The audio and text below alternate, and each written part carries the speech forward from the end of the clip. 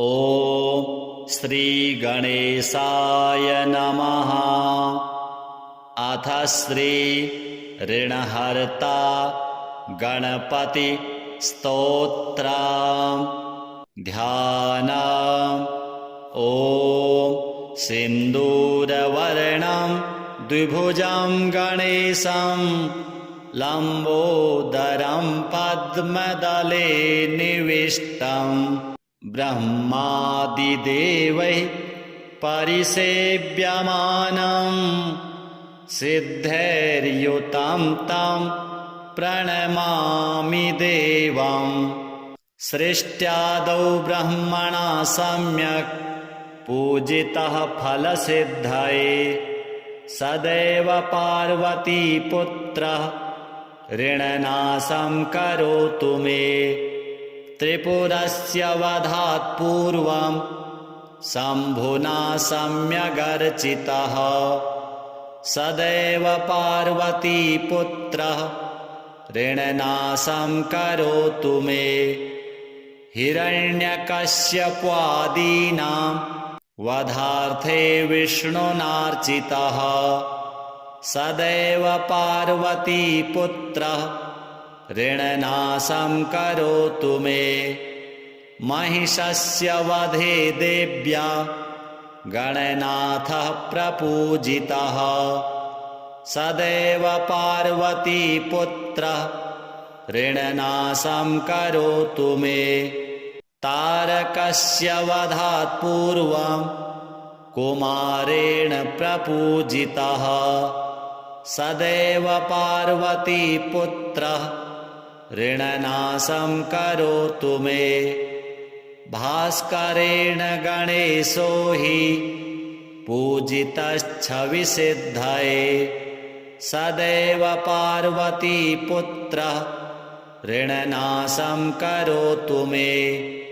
शशिना कान्तिवृद्ध्यर्थं पूजितो गणनायकः सदैव पार्वतीपुत्रः ऋणनाशं करोतु मे। पालनाय च तपसां विश्वामित्रेण पूजितः सदैव पार्वतीपुत्रः ऋणनाशं करोतु मे। इदं ऋणहरस्तोत्रं तीव्रदारिद्र्यनाशनम् एकवारं पठेन्नित्यं वर्षमेकं समाहितः दारिद्र्यं दारुणं त्यक्त्वा कुबेरसमतां व्रजेत्। सृष्ट्यादौ ब्रह्मणा सम्यक् पूजितः फलसिद्धये सदैव पार्वतीपुत्रः ऋणनाशं करोतु मे। त्रिपुरस्य वधात् पूर्वं शम्भुना सम्यगर्चितः सदैव पार्वतीपुत्रः ऋणनाशं करोतु मे। हिरण्यकश्यपादीनां वधार्थे विष्णुनार्चितः सदैव पार्वतीपुत्रः ऋणनाशं करोतु मे। महिषस्य वधे देव्या गणनाथः प्रपूजितः सदैव पार्वतीपुत्रः ऋणनाशं करोतु मे। तारकस्य वधात् पूर्वं कुमारेण प्रपूजितः सदैव पार्वतीपुत्रः ऋणनाशं करोतु मे। भास्करेण गणेशो हि पूजितश्छविसिद्धये सदैव पार्वतीपुत्रः ऋणनाशं करोतु मे। शशिना कान्तिवृद्ध्यर्थं पूजितो गणनायकः सदैव पार्वतीपुत्रः ऋणनाशं करोतु मे। पालनाय च तपसां विश्वामित्रेण पूजितः सदैव पार्वतीपुत्रः ऋणनाशं करोतु मे। इदं ऋणहरस्तोत्रं तीव्रदारिद्र्यनाशनम् एकवारं पठेन्नित्यं वर्षमेकं समाहितः। दारिद्र्यं दारुणं त्यक्त्वा कुबेरसमतां व्रजेत्। सृष्ट्यादौ ब्रह्मणा सम्यक् पूजितः फलसिद्धये सदैव पार्वतीपुत्रः ऋणनाशं करोतु मे। त्रिपुरस्य वधात् पूर्वं शम्भुना सम्यगर्चितः सदैव पार्वतीपुत्रः ऋणनाशं करोतु मे। हिरण्यकश्यपादीनां वधार्थे विष्णुनार्चितः सदैव पार्वतीपुत्रः ऋणनाशं करोतु मे। महिषस्य वधे देव्या गणनाथः प्रपूजितः सदैव पार्वतीपुत्रः ऋणनाशं करोतु मे। तारकस्य वधात् पूर्वं कुमारेण प्रपूजितः सदैव पार्वतीपुत्रः ऋणनाशं करोतु मे। भास्करेण गणेशो हि पूजितश्छविसिद्धये सदैव पार्वतीपुत्रः ऋणनाशं करोतु मे। शशिना कान्तिवृद्ध्यर्थं पूजितो गणनायकः सदैव पार्वतीपुत्रः ऋणनाशं करोतु मे। पालनाय च तपसां विश्वामित्रेण पूजितः सदैव पार्वतीपुत्रः ऋणनाशं करोतु मे। इदं ऋणहरस्तोत्रं तीव्रदारिद्र्यनाशनम् एकवारं पठेन्नित्यं वर्षमेकं समाहितः। दारिद्र्यं दारुणं त्यक्त्वा कुबेरसमतां व्रजेत्। सृष्ट्यादौ ब्रह्मणा सम्यक् पूजितः फलसिद्धये सदैव पार्वतीपुत्रः ऋणनाशं करोतु मे। त्रिपुरस्य वधात् पूर्वं शम्भुना सम्यगर्चितः सदैव पार्वतीपुत्रः ऋणनाशं करोतु मे। हिरण्यकश्यपादीनां वधार्थे विष्णुनार्चितः सदैव पार्वतीपुत्रः ऋणनाशं करोतु मे। महिषस्य वधे देव्या गणनाथः प्रपूजितः सदैव पार्वतीपुत्रः ऋणनाशं करोतु मे। तारकस्य वधात् पूर्वं कुमारेण प्रपूजितः सदैव पार्वतीपुत्रः ऋणनाशं करोतु मे। भास्करेण गणेशो हि पूजितश्छविसिद्धये सदैव पार्वतीपुत्रः ऋणनाशं करोतु मे। शशिना कान्तिवृद्ध्यर्थं पूजितो गणनायकः सदैव पार्वतीपुत्रः ऋणनाशं करोतु मे। पालनाय च तपसां विश्वामित्रेण पूजितः सदैव पार्वतीपुत्रः ऋणनाशं करोतु मे। इदं ऋणहरस्तोत्रं तीव्रदारिद्र्यनाशनम् एकवारं पठेन्नित्यं वर्षमेकं समाहितः। दारिद्र्यं दारुणं त्यक्त्वा कुबेरसमतां व्रजेत्। सृष्ट्यादौ ब्रह्मणा सम्यक् पूजितः फलसिद्धये। सदैव पार्वतीपुत्रः ऋणनाशं करोतु मे। त्रिपुरस्य वधात् पूर्वं शम्भुना सम्यगर्चितः। सदैव पार्वतीपुत्रः ऋणनाशं करोतु मे। हिरण्यकश्यपादीनां वधार्थे विष्णुनार्चितः।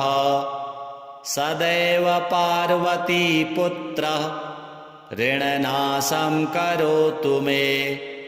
महिषस्य वधे देव्या गणनाथः प्रपूजितः। सदैव पार्वतीपुत्रः ऋणनाशं करोतु मे। तारकस्य वधात् पूर्वं कुमारेण प्रपूजितः। सदैव पार्वतीपुत्रः ऋणनाशं करोतु मे। भास्करेण गणेशो हि पूजितश्छविसिद्धये। सदैव पार्वतीपुत्रः ऋणनाशं करोतु मे। शशिना कान्तिवृद्ध्यर्थं पूजितो गणनायकः। सदैव पार्वतीपुत्रः ऋणनाशं करोतु मे। पालनाय च तपसां विश्वामित्रेण पूजितः। सदैव पार्वतीपुत्रः ऋणनाशं करोतु मे। इदं ऋणहरस्तोत्रं तीव्रदारिद्र्यनाशनम् एकवारं पठेन्नित्यं वर्षमेकं समाहितः। दारिद्र्यं दारुणं त्यक्त्वा कुबेरसमतां व्रजेत्। सृष्ट्यादौ ब्रह्मणा सम्यक् पूजितः फलसिद्धये। सदैव पार्वतीपुत्रः ऋणनाशं करोतु मे। त्रिपुरस्य वधात् पूर्वं शम्भुना सम्यगर्चितः।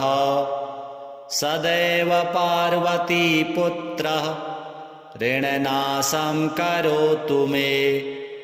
हिरण्यकश्यपादीनां वधार्थे विष्णुनार्चितः।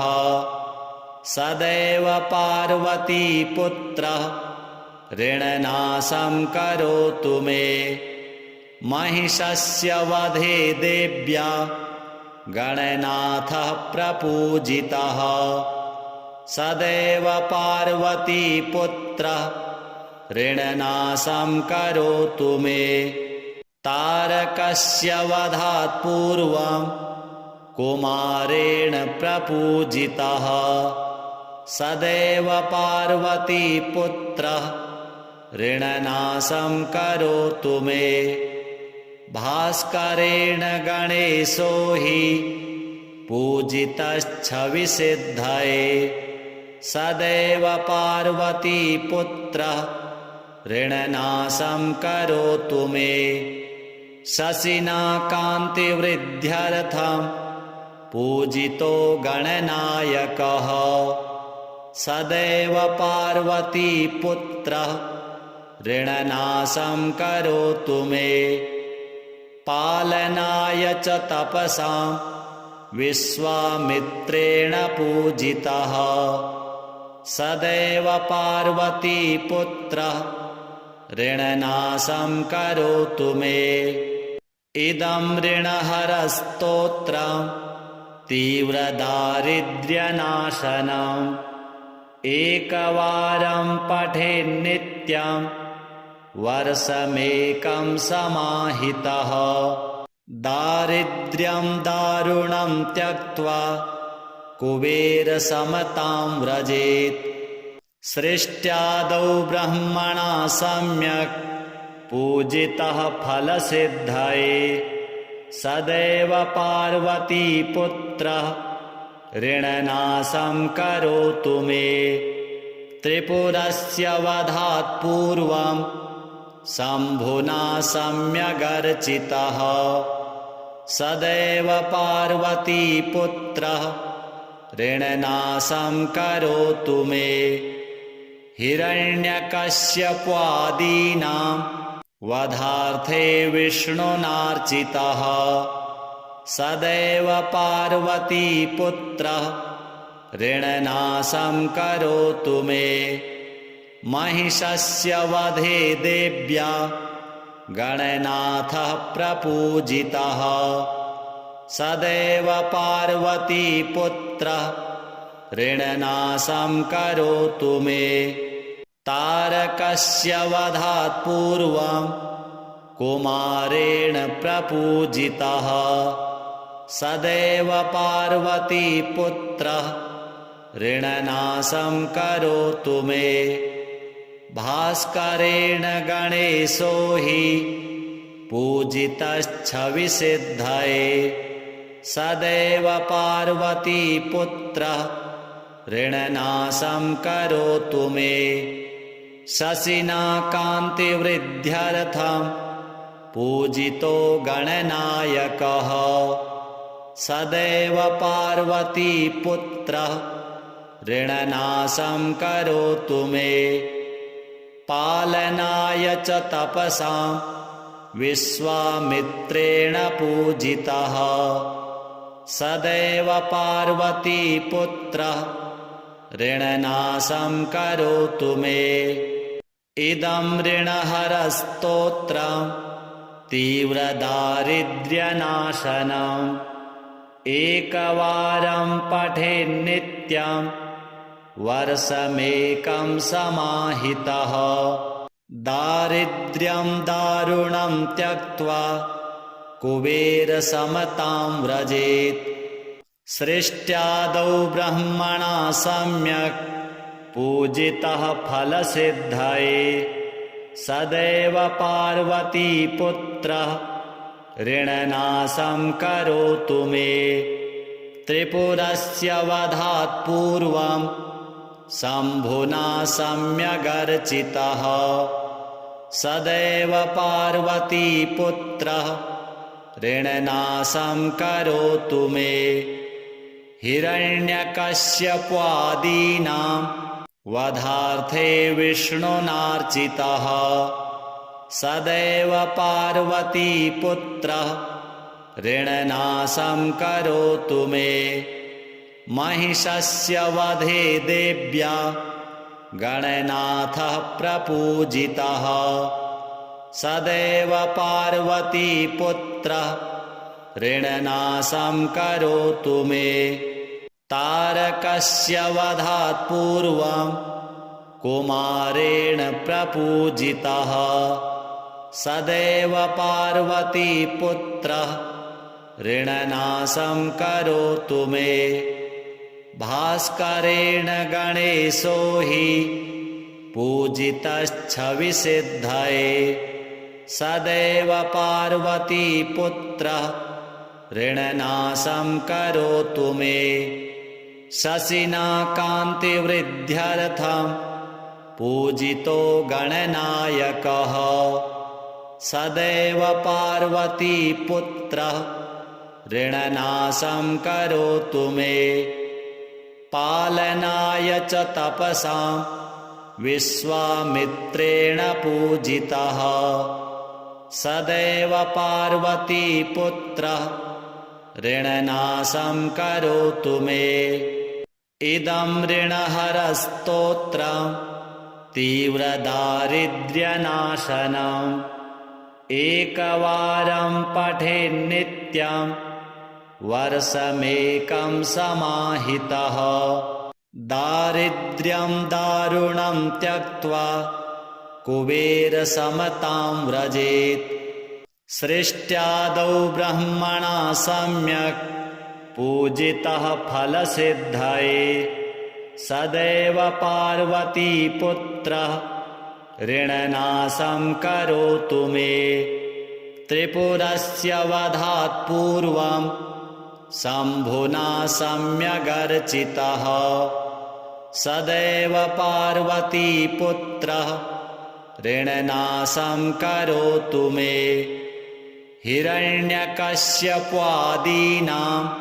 वधार्थे विष्णुनार्चितः सदैव पार्वतीपुत्रः ऋणनाशं करोतु मे महिषस्य वधे देव्या गणनाथः प्रपूजितः सदैव पार्वतीपुत्रः ऋणनाशं करोतु मे तारकस्य वधात् पूर्वं कुमारेण प्रपूजितः सदैव पार्वतीपुत्रः ऋणनाशं करोतु मे भास्करेण गणेशो हि पूजितश्छविसिद्धये सदैव पार्वतीपुत्रः ऋणनाशं करोतु मे शशिना कान्तिवृद्ध्यर्थं पूजितो गणनायकः सदैव पार्वतीपुत्रः ऋणनाशं करोतु मे पालनाय च तपसां विश्वामित्रेण पूजितः सदैव पार्वतीपुत्रः ऋणनाशं करोतु मे इदं ऋणहरस्तोत्रं तीव्रदारिद्र्यनाशनम् एकवारं पठेन्नित्यं वर्षमेकं समाहितः दारिद्र्यं दारुणं त्यक्त्वा कुबेरसमतां व्रजेत् सृष्ट्यादौ ब्रह्मणा सम्यक् पूजितः फलसिद्धये सदैव पार्वतीपुत्रः ऋणनाशं करोतु मे त्रिपुरस्य वधात् पूर्वं शम्भुना सम्यगर्चितः सदैव पार्वतीपुत्रः ऋणनाशं करोतु मे हिरण्यकश्यपादीनां वधार्थे विष्णुनार्चितः सदैव पार्वतीपुत्रः ऋणनाशं करोतु मे महिषस्य वधे देव्या गणनाथः प्रपूजितः सदैव पार्वतीपुत्रः ऋणनाशं करोतु मे तारकस्य वधात् पूर्वं कुमारेण प्रपूजितः सदैव पार्वतीपुत्रः ऋणनाशं करोतु मे भास्करेण गणेशो हि पूजितश्छविसिद्धये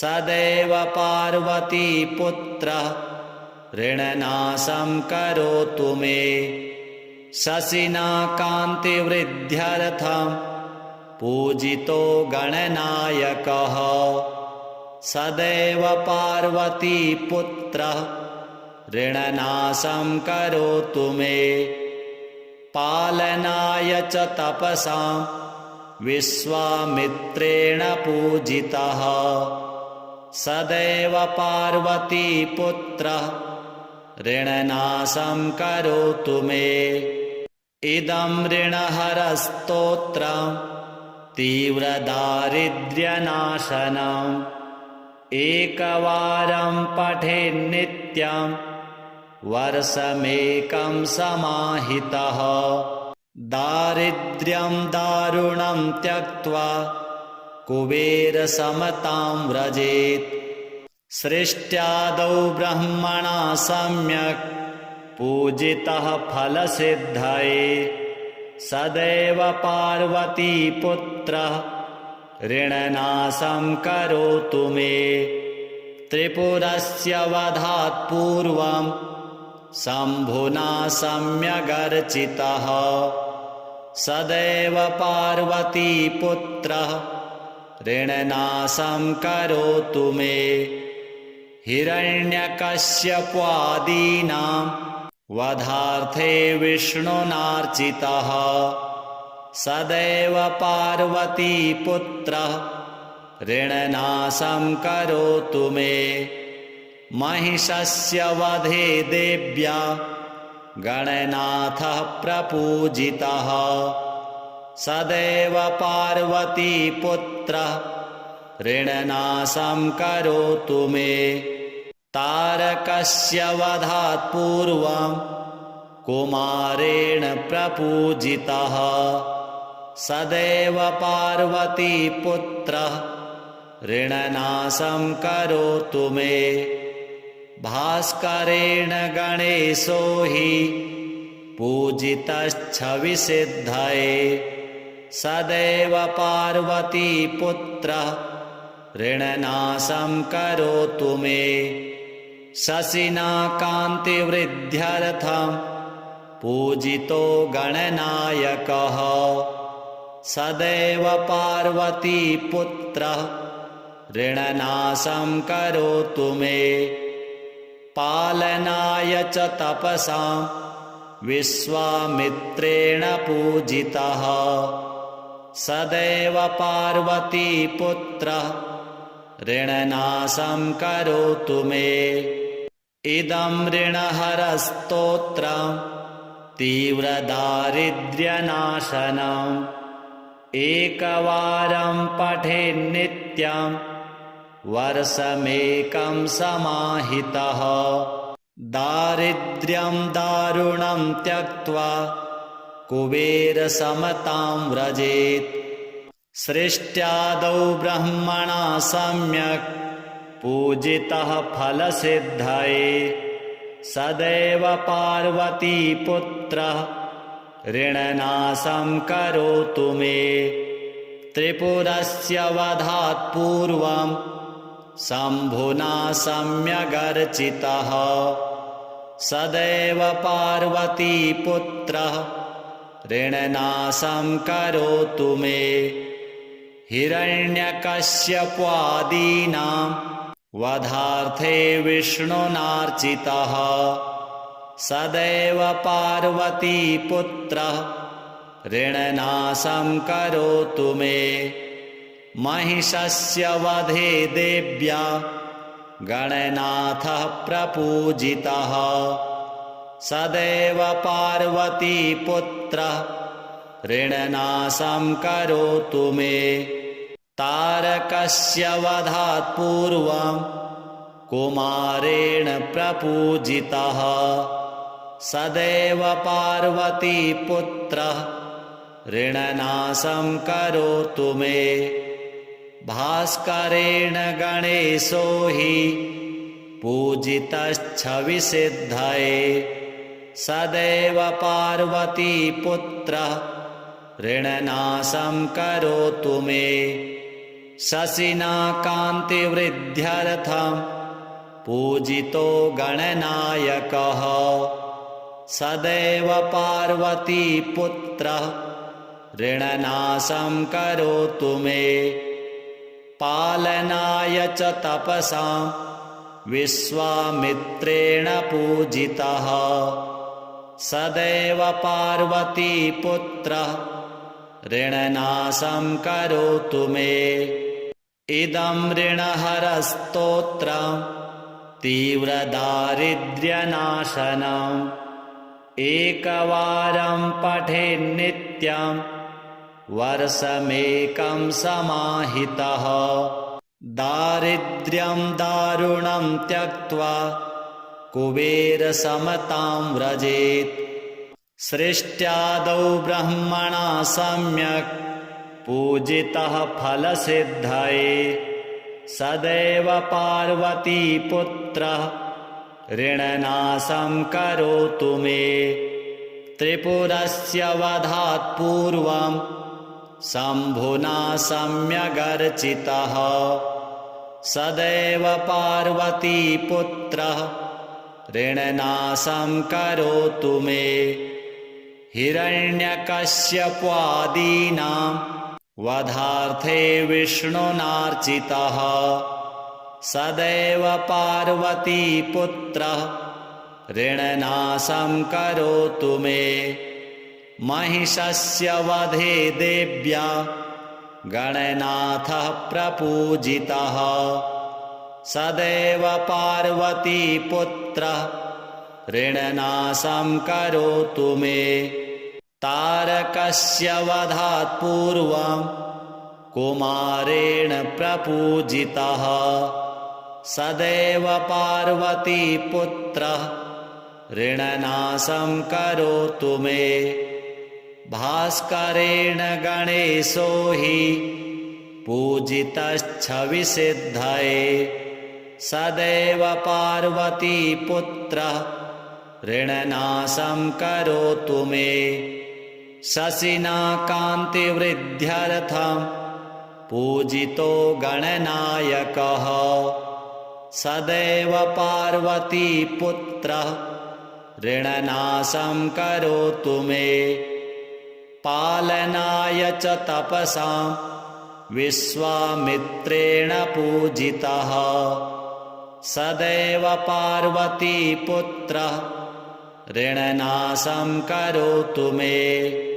इदं ऋणहरस्तोत्रं तीव्रदारिद्र्यनाशनम् एकवारं पठेन्नित्यं वर्षमेकं समाहितः दारिद्र्यं दारुणं त्यक्त्वा कुबेरसमतां व्रजेत् सृष्ट्यादौ ब्रह्मणा सम्यक् पूजितः फलसिद्धये सदैव पार्वतीपुत्रः ऋणनाशं करोतु मे त्रिपुरस्य वधात् पूर्वं शम्भुना सम्यगर्चितः सदैव पार्वतीपुत्रः ऋणनाशं करोतु मे हिरण्यकश्यपादीनां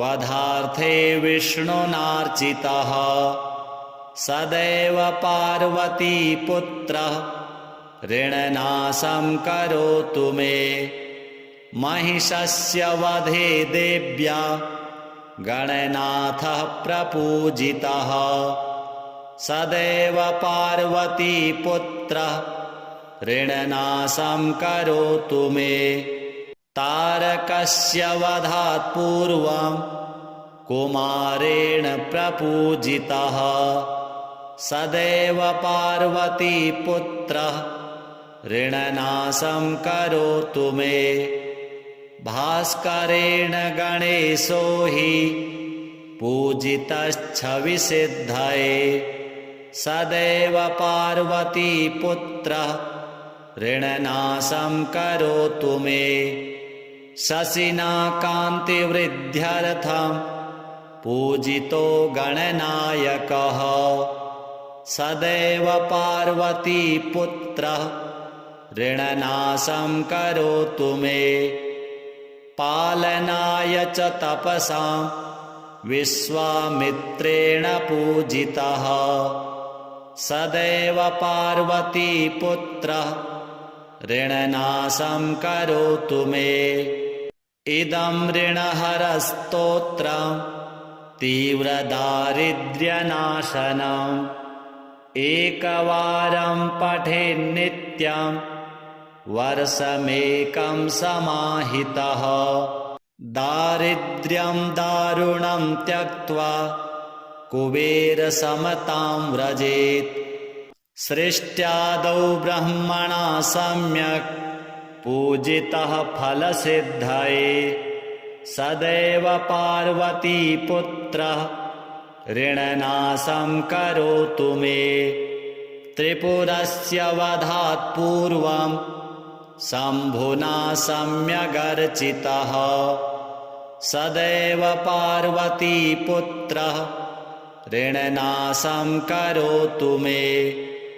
हिरण्यकश्यपादीनां वधार्थे विष्णुनार्चितः सदैव पार्वतीपुत्रः ऋणनाशं करोतु मे।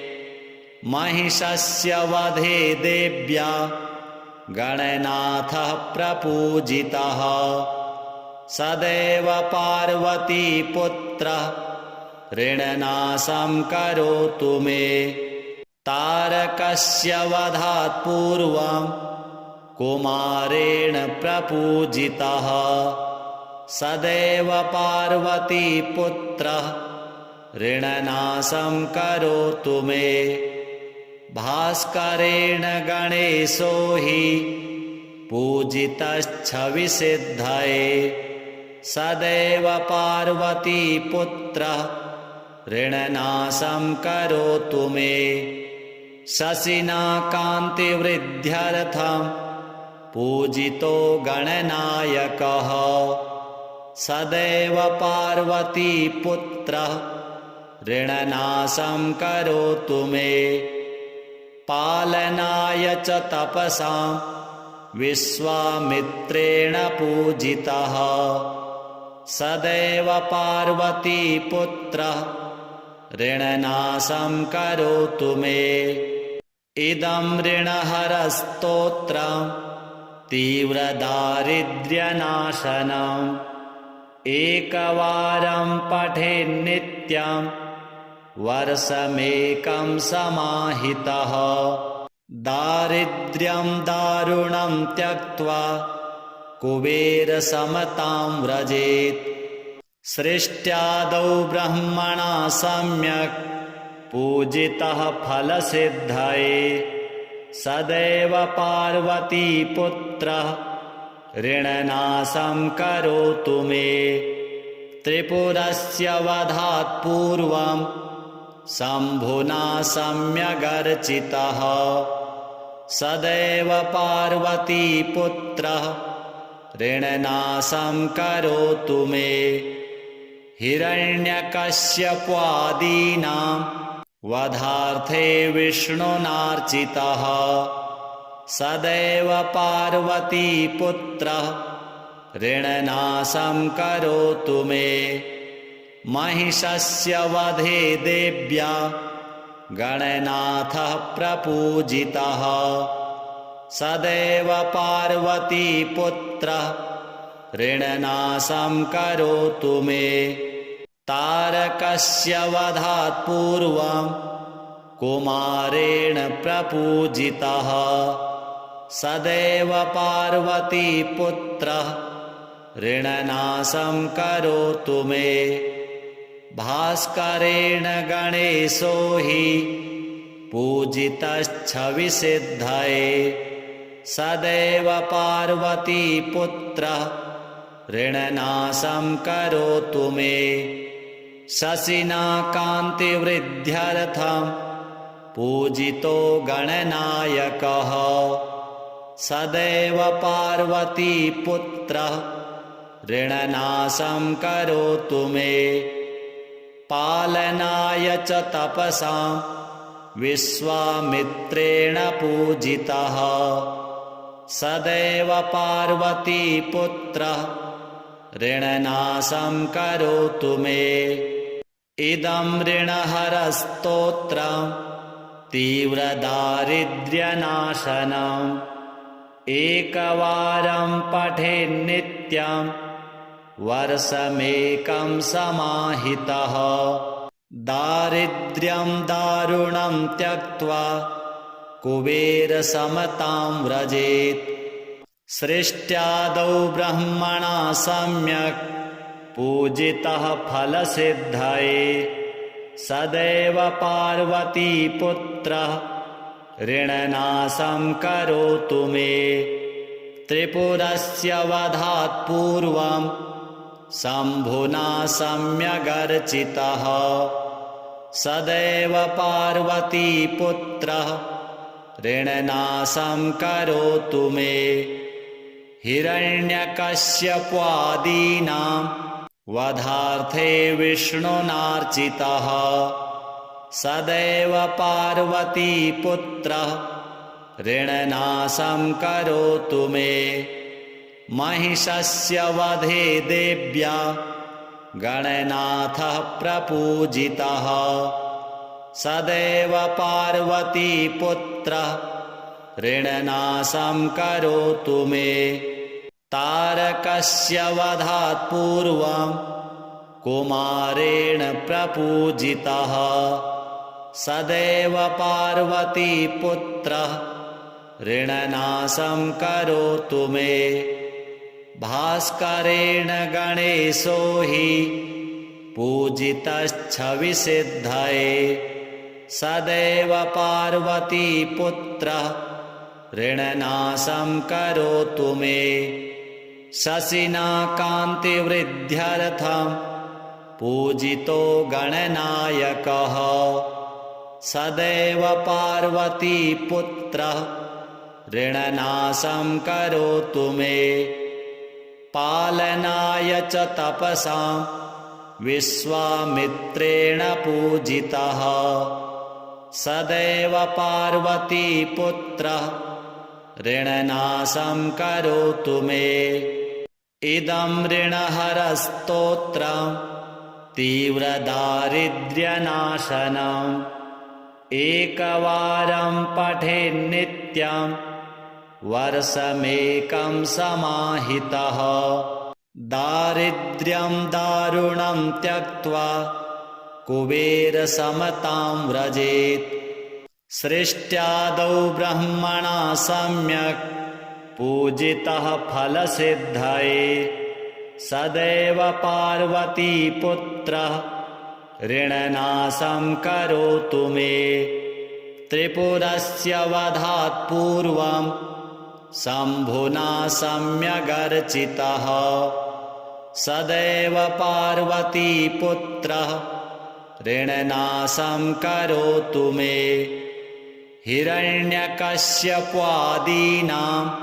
वधार्थे विष्णुनार्चितः सदैव पार्वतीपुत्रः ऋणनाशं करोतु मे महिषस्य वधे देव्या गणनाथः प्रपूजितः सदैव पार्वतीपुत्रः ऋणनाशं करोतु मे तारकस्य वधात् पूर्वं कुमारेण प्रपूजितः सदैव पार्वतीपुत्रः ऋणनाशं करोतु मे भास्करेण गणेशो हि पूजितश्छविसिद्धये सदैव पार्वतीपुत्रः ऋणनाशं करोतु मे शशिना कान्तिवृद्ध्यर्थं पूजितो गणनायकः सदैव पार्वतीपुत्रः ऋणनाशं करोतु मे पालनाय च तपसां विश्वामित्रेण पूजितः सदैव पार्वतीपुत्रः ऋणनाशं करोतु मे इदं ऋणहरस्तोत्रं तीव्रदारिद्र्यनाशनम् एकवारं पठेन्नित्यं वर्षमेकं समाहितः दारिद्र्यं दारुणं त्यक्त्वा कुबेरसमतां व्रजेत् सृष्ट्यादौ ब्रह्मणा सम्यक् पूजितः फलसिद्धये सदैव पार्वतीपुत्रः ऋणनाशं करोतु मे त्रिपुरस्य वधात् पूर्वं शम्भुना सम्यगर्चितः सदैव पार्वतीपुत्रः ऋणनाशं करोतु मे। हिरण्यकश्यपादीनां वधार्थे विष्णुनार्चितः सदैव पार्वतीपुत्रः ऋणनाशं करोतु मे। महिषस्य वधे देव्या गणनाथः प्रपूजितः सदैव पार्वतीपुत्रः ऋणनाशं करोतु मे। तारकस्य वधात् पूर्वं कुमारेण प्रपूजितः सदैव पार्वतीपुत्रः ऋणनाशं करोतु मे। भास्करेण गणेशो हि पूजितश्छविसिद्धये सदैव पार्वतीपुत्रः ऋणनाशं करोतु मे। शशिना कान्तिवृद्ध्यर्थं पूजितो गणनायकः सदैव पार्वतीपुत्रः ऋणनाशं करोतु मे। पालनाय च तपसां विश्वामित्रेण पूजितः सदैव पार्वतीपुत्रः ऋणनाशं करोतु मे। इदं ऋणहरस्तोत्रं तीव्रदारिद्र्यनाशनम् एकवारं पठेन्नित्यं वर्षमेकं समाहितः। दारिद्र्यं दारुणं त्यक्त्वा कुबेरसमतां व्रजेत्। सृष्ट्यादौ ब्रह्मणा सम्यक् पूजितः फलसिद्धये सदैव पार्वतीपुत्रः ऋणनाशं करोतु मे। त्रिपुरस्य वधात् पूर्वं शम्भुना सम्यगर्चितः सदैव पार्वतीपुत्रः ऋणनाशं करोतु मे। हिरण्यकश्यपादीनां वधार्थे विष्णुनार्चितः सदैव पार्वतीपुत्रः ऋणनाशं करोतु मे। महिषस्य वधे देव्या गणनाथः प्रपूजितः सदैव पार्वतीपुत्रः ऋणनाशं करोतु मे। तारकस्य वधात् पूर्वं कुमारेण प्रपूजितः सदैव पार्वतीपुत्रः ऋणनाशं करोतु मे। भास्करेण गणेशो हि पूजितश्छविसिद्धये सदैव पार्वतीपुत्रः ऋणनाशं करोतु मे। शशिना कान्तिवृद्ध्यर्थं पूजितो गणनायकः सदैव पार्वतीपुत्रः ऋणनाशं करोतु मे। पालनाय च तपसां विश्वामित्रेण पूजितः सदैव पार्वतीपुत्रः ऋणनाशं करोतु मे। इदं ऋणहरस्तोत्रं तीव्रदारिद्र्यनाशनम् एकवारं पठेन्नित्यं वर्षमेकं समाहितः। दारिद्र्यं दारुणं त्यक्त्वा कुबेरसमतां व्रजेत्। सृष्ट्यादौ ब्रह्मणा सम्यक् पूजितः फलसिद्धये सदैव पार्वतीपुत्रः ऋणनाशं करोतु मे। त्रिपुरस्य वधात् पूर्वं शम्भुना सम्यगर्चितः सदैव पार्वतीपुत्रः ऋणनाशं करोतु मे। हिरण्यकश्यपादीनां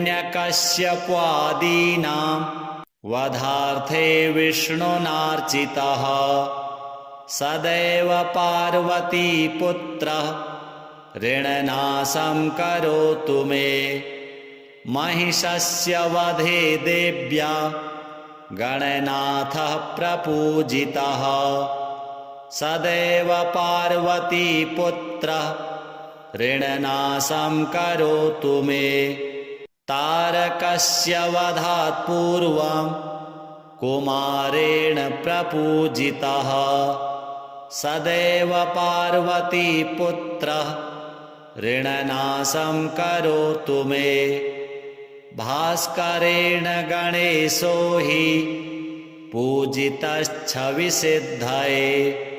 सदैव पार्वतीपुत्रः ऋणनाशं करोतु मे शशिना कान्तिवृद्ध्यर्थं पूजितो गणनायकः सदैव पार्वतीपुत्रः ऋणनाशं करोतु मे पालनाय च तपसां विश्वामित्रेण पूजितः सदैव पार्वतीपुत्रः ऋणनाशं करोतु मे इदं ऋणहरस्तोत्रं तीव्रदारिद्र्यनाशनम् एकवारं पठेन्नित्यं वर्षमेकं समाहितः दारिद्र्यं दारुणं त्यक्त्वा कुबेरसमतां व्रजेत्